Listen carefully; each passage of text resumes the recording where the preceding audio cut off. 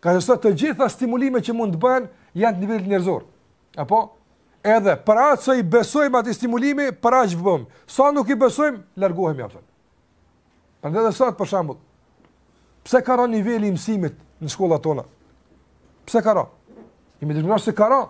Madje ishte një studim paradokohe pa ta lezu, domethënë edhe gjeneratat e kësaj kohe të studentëve nuk premtojnë shkencëtar të ardhshëm.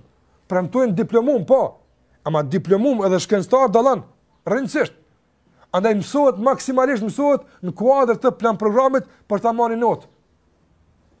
Ose edhe më tepër se ka sa ka rënë për shkollat e mesme dini, sa ka rënë edhe këtu, edhe çdo kon ka rënë niveli i mësimit. Për çfarë arsye? Për shkak se stimulimi i jashtëm ka rënë fatkeqësisht. Pse? Për shembull, ai që ka ardhur me mësu për punësim, po është se punësimi nuk po bëhet në bazë shkollimit apo, por në shumicën e bëhet në baza tjera e para. E dyta për shembull, kry shkollë, në fund e ke një rrogë minimale që thjesht një punëtor dikun tjetër pa shkollë merr më shumë se ti. Andaj nuk materialisht nuk stimulohesh.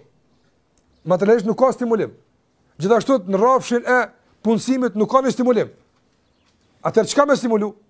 Ne i themi se nëse ki besimin në Zotin dhe Allahu xhallahu ala ty të ka bërë që ti me këtë studim që po e bën, nesër ti ndihmon kësaj shoqërie, askush mos të paguft, Allahu të pagun.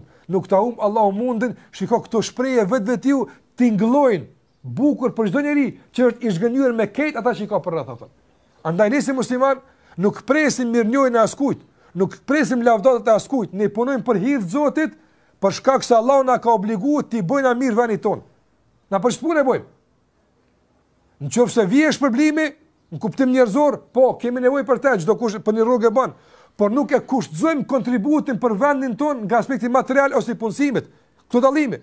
Andaj një besimtar e kupton se sa më tepër ai mëson fizik, biologji, kimi, ekonomi, lan çfarë i mëson lan tjera, matematik, shqip, sa më tepër ai mëson dhe mësimi nesër e bën më efikas në shoqërinë e tij, dhe duke u bërë i dobishëm për njerëz, bëhet i dashur tek Allahu, ai bën këtë punë atë.